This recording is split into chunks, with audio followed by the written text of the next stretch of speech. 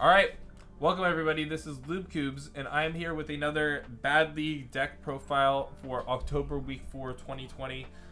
We are here with our fourth place deck profile of Shinobirds by Nohhp. I'm here with Nohhp now. How's it going, man? Yep, going pretty good. You might be wondering on your screen what you're looking at, but we'll get into that in a second. Yeah, I So, mean, this is definitely interesting, and not a lot of people know about Shinobirds. There's definitely some interesting, and you definitely have some interesting tech cards in here. So yeah, like, definitely. why don't we just go ahead and why don't you explain like how briefly how Shinobirds play? Well, I'd like to just preface this by saying the reason I played Shinobirds is because Necroz in its current state is just absolutely unplayable. Like Necroz without Unicorn just does absolutely nothing, and no Zaborg either. It's absolutely terrible. So I decided to play Shinobirds. So what Shinobirds do, they go second. They usually just bounce the opponent's field, spin the opponent's field, just basically try to out everything as much as possible, and then they just set up a mono and pass turn. Yeah, a mono is definitely the star of this deck because if I remember correctly, this is the you're able to leave a mono on board past Yep. the end phase. So we'll run down the deck real quick, but you'll get to see that. So we're playing 3 of mono. Card's just good. I don't know how to explain it even further. Not only is it just good for summoning it off the Shino Barons, which we'll get into. You can also sometimes just like if you have an already good hand, throw it down as insurance, protects you from hand traps, protects you from monster negates already on the field, and could sometimes even shut down a combo board because sometimes combo doesn't have much back row, so you can just throw down a mono, summon your Shino Baron, spin their whole field, and proceed to attack for game.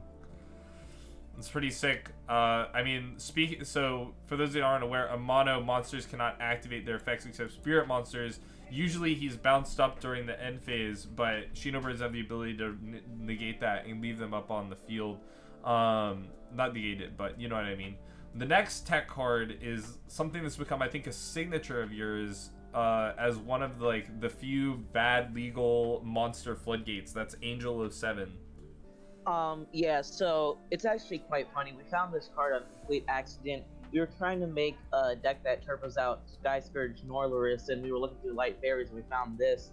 And I was like, wait, this is just Majesty's Fiend. So I put in all of my ritual decks to replace Vanity's Ruler and Archlord, because those are banned. But it's honestly one of the most overrated cards in bad format, because this deck, like in this deck, it's very win more and you usually don't go into it. However, what it can sometimes do is that you can sometimes make it and actually prevents your Chino birds from bouncing themselves, which leaves a field presence on the field. So yeah, that's a Really neat thing interesting. about Angel 07 because they won't be able to activate their bouncing effects. Yeah. Another tech card you decided to main was 3 Denko Sekka. Was this a meta call? Okay, so Law, who plays Megalith, actually suggested this to me. This is also one of the most overrated, if not the most overrated card in the format. However, in rituals, it is insane. So you can just sometimes like this just destroys control. Like some of the top decks, Trap Tricks, some Zodiac boards. You know, there's some other decks in the Evil format. Eye. Evil Eye. You just throw this Spiral. down. Actually, fun fact: against Trap Tricks, you don't need this card because of how insane the spinning on the Shino Barons are. But this card can be insane sometimes, and usually you just hide it out for something else in the matchup so you don't need it. But it's really just like sometimes like a mono, it's just insurance. Word. So what were we I think we're all pretty familiar with how the incantations work, but was there a reasoning behind your ratios? Okay, so we're running 3 Bookstone and 3 Pentacles because those are usually the ones you want to draw at the start of the game. You definitely want to draw those, put them down, summon the searching ones from deck. However, the reason why you play 2 of the searching ones, even though you don't really want to draw them at the start of the game, is because A, it really helps in the mid game, and B, if you just draw them in the mid game, you can just take out the recycling ones. So it's really about the opening hand, but if you really draw the searching incantation, it's not that big of a deal. Word. Yeah, I feel like Manju is again pretty self-explanatory and like mandatory. The usual starter. Searchable with Ben 10, actually, that's really helpful. Yeah, Ben 10 is like such a good card in Ritual. It allows you to search like so many utility cards like Angel of 7, Manju. I mean, namely those two, right? Yeah, all the other really big Ben 10 targets are banned unless you're like running Senju. Yeah. Yeah, 3 Chalice Slime, again, pretty mandatory. Then you're only actually playing like 2 actual Shinobird monsters. Yeah. So the main deck, so the non-ritual Shinobirds, they're really unnecessary for the build that we have right now. And they also kind of suck. Like they are not good, honestly. Like Crane is sort of good, but you just have better normal summons. There's no reason to play any of them. Same thing with why we're not playing Power Spot. It's just like it just takes up deck space for, like they're just unnecessary cards that you already have in your deck that already function the same way. Peacock just clears the board of monsters. I mean, yeah, Shino Baron Peacock clears the board of monsters, and Shino Baroness Peacock shuffles all the spells and traps. Yes, and then so like there's all this. Yeah, go ahead. So Baron summons from the hand, ignoring its summoning conditions, which is why Amano stays in. Baroness Peacock summons from the deck, ignoring summoning conditions, and sometimes it's very, sometimes it's very strange trying to figure out which to bring out. Sometimes you use that tribute fodder against some matchups. Sometimes you don't really care about the summoning effect against some matchups, and sometimes you're just trying to get a mono as soon as possible. Like in the Tengi matchup, I remember it was just a game of who could get their big monster out first, because once he had his negate up, I basically couldn't play through it unless I really had the cracked hand, which you don't usually open that too often. And against his deck, if I just got a mono on the field, unless he had an Insect Knight or a Shining Black Sea, which he somehow didn't draw, he basically couldn't play the game because, how do you get your tennies out with a mono on the field? Yeah. So I see you're also main decking one of my favorite cards, Herald of the Abyss. This deck has an insane amount of removal. I imagine it has the ability to just tear through most established boards.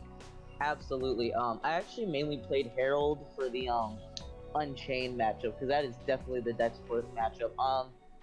Honestly, with how the deck handles combo, you usually don't need something like Dark Hole Raigeki. You can usually just put down Herald, remove one monster on the field that's being a real issue. Sometimes I would be up against a Crystal Wing or something like that, and yeah, you just win the game. Simple as that. So rounding out the incantation engine is the Inception. This is just a really good generic card. Yeah, probably don't really need to good get generic into card. it too deeply. Sometimes, actually, I will say, sometimes you just have a bricked hand and you do have to summon Chalice Slime, but Chalice Slime in itself isn't that bad of a card. It's really just Trident. But yeah, no, it's just there to be a really good generic ritual card. So something I did see is you're playing 3 Avarice. Do you really are you able to burn through enough resources in a turn to warrant this? Absolutely. Yeah? Absolutely. All right. The incantations put up your graveyard so much. That's why we were that's one thing about the we were talking about when we were discussing if the Arch Nemesis can come back, was the incantations can actually turbo out what's his face? Escato. So we just the deck just burns through so many monsters, tributes so much that yeah, we do need the 3 Avarice just to really help in the grind game. Because sometimes you don't have access to all the recycling that you would usually do. Yeah, it makes sense. And then rounding out, 3 pre-prep, 2 prep. Why did you play 2 prep? Okay, so I just put preparation of rights in there and I didn't know what to ratio, and I just put in 2 and it just worked. So yeah, I'm running 2 pre-prep. Two because I mean it 2 feels good. 2 You're playing. preparation. You're playing two because it feels good. Nah, bro, I'm playing it because I want to see it sometimes, but not all the time. Totally. But yeah, no, I don't know why I'm running 2 preparation. It doesn't make a difference. It just looks cool. Yeah, and then your Shinobird's Shout, calling, shout. which is like your ritual summon of the Shinobarons. It makes sense. It's just like before we move on to the side deck, I just want to say, pre-preparation of rights is insane. This card is insane. It's just Shinobird engage, except once per turn. But other Shinobird than that, engaged. it's basically just Shinobird engage. You just top deck it, or like they'll negate your incantations. You just slap it on the field, and guess what? They just scoop. Like at that point, if you waste all your negates and they still have a pre-preparation of rights, just scoop. That's my advice. Oh my god. You're not beating it. Before we leave the main deck, why didn't you cut this down to 40? Why stick with 46? No ritual deck in their right mind should be playing 40 card deck. Like Okay. literally, you have like literally from like the 8th card down is like just a bunch of searches. Like you have the incantation engine, you have the chalice limes, you have the pre-prep, you have the prep. Like I'm essentially playing a 25 card deck if you really think about it. Except like not really, but I basically am, but not really. Like Okay. you just no ritual deck should be playing 40 card. Like it's just insane. Like they have so many searchers. Alright. Are there like garnets you're trying to avoid drawing? Garnets I'm trying to avoid drawing. Again, the searching incantations at the start of the game. Sometimes Angel. Oh yes, definitely Angel 07, but like Angel 7 most of the time. Because sometimes because the reason why we run more we just run 2 Ben 10, 1 Angel 7 over just running 3 Angel 7, because you need to turn on the incantations. And sometimes you don't have the resources to do that, but sometimes that Ben 10 can help. Mm-hmm. Especially when trying to resolve Pencil Plume. So, moving on to the extra deck, are these... Yeah, so, I'm noticing they're cherries in your side. They're just all cherries targets? They're all cherries and Albaz targets. Albaz. Okay, so you're playing... This was recently legalized in bad format. So this is... You're basically using this as a super poly? Yes, it's basically just discount super poly. This card is really underrated. It's so good. Again, I'm against Unchained is a hard matchup. Fallen of Albaz sometimes helps with that, because if they have a weak ending board, I can just normal Albaz and make Starving Venom Fusion with their Unchained Soul of Rage. Or, and the example of one match I had against a DDD player, he ended on like Beowulf and like something else, and I just swept it all up and made it either Titanic Plat or Predaplant. I'm not gonna Triff, that. yeah. Predaplant Triff, yeah. Okay, cool. So, like, yeah, I mean, like, it looks like a solid use of the extra deck to me. Like, it's cool to see someone actually using Albaz and it yielding some results. Why the 3 Soravis? Is this just searchable against decks that target a lot? Yeah, so sometimes you would just, like, have 3 blank spaces in your starting deck when going to side, and I was just like, I don't know what to put in my side deck, so I just put in Soravis, and sometimes you would just side it in when you didn't know what to side out. So, yeah. Fair enough. I mean, you knew what you wasn't working in the main, but you didn't know what would work in the side, so you just slap in Soravis. Yeah, it would usually just work out, especially since it's just searchable with preparation of rights, incantations, all that. Nice. And yeah, Twin Twisters just makes sense as, you know, against back row decks, some extra spell removal. And Soul Drain, I'm assuming this was a meta call for Unchained? Definitely. And it actually came up against some other decks. I can't think off the top of my head. Oh, Tenyi. Tenyi and Unchained, we've had big stuff against. But Soul Drain is definitely probably one of the best floodgates in bad format right now. If you're not siding this, you're either playing one of those decks or you're just missing out, because Soul Drain is pretty good. Yeah, it's pretty insane. I actually am not playing Unending Nightmare just for Soul Drain. Wow. And I will always side in that card. I know you love Unending Nightmare. Well, looking back over it, so were there any hard matchups for you other than Unchained, since you obviously have a lot of potential, like, you've obviously planned a few ways against it? Well, funny thing is, I never played Unchained. I just didn't. And honestly, through testing, I probably would have won anyways, especially since 2 of the Unchained players cheated, and I would have caught on that, unlike some other people. But that's besides the point. Well, the only loss I had was to Zodiacs, and the only reason I lost to Zodiacs was because I bricked. If I had not bricked that game, I would have swept them. Like, I would have won if I didn't lose. I would have won if I didn't lose. I know, but I'm just saying, he did Dryden pass. Like, I would have and I had a mono in hand. All I needed was a way to search Baron, and I just never got it. It was so weird. That's unfortunate. So yeah, that was like the only hard matchup. Is there anything you'd change about the deck before next time you play it?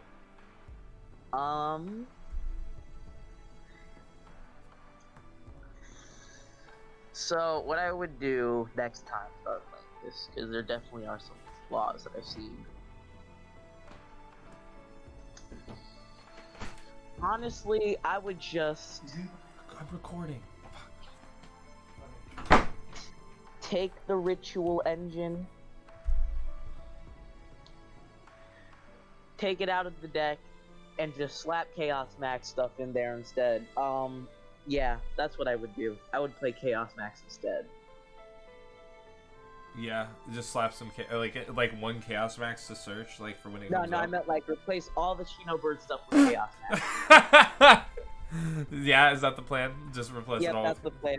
Alright. Chaos Max is the best deck. Everyone knows that. Cool. Thank you, man. I really, congrats on getting Top Cut. I think this is your first time in Top Cut, if I'm not mistaken. Like, actual Top Cut. Second time? Oh, okay. Alright. No one remembers when I got fourth place with Zodiac before Logan started playing. Fair enough. Logan got first place a bunch of times, and everyone just forgets that. Fair enough. Cool. Well, thank you for coming on, man. Thanks for showing us the deck, and congrats on your win. Yeah, no problem. Cool. Any shout-outs you want to do? You should absolutely, definitely not follow my Twitter. There's nothing Yu-Gi-Oh related there. There's nothing for you. Get out of here. I'm out. Alright, cool. This is Loop Cubes signing off.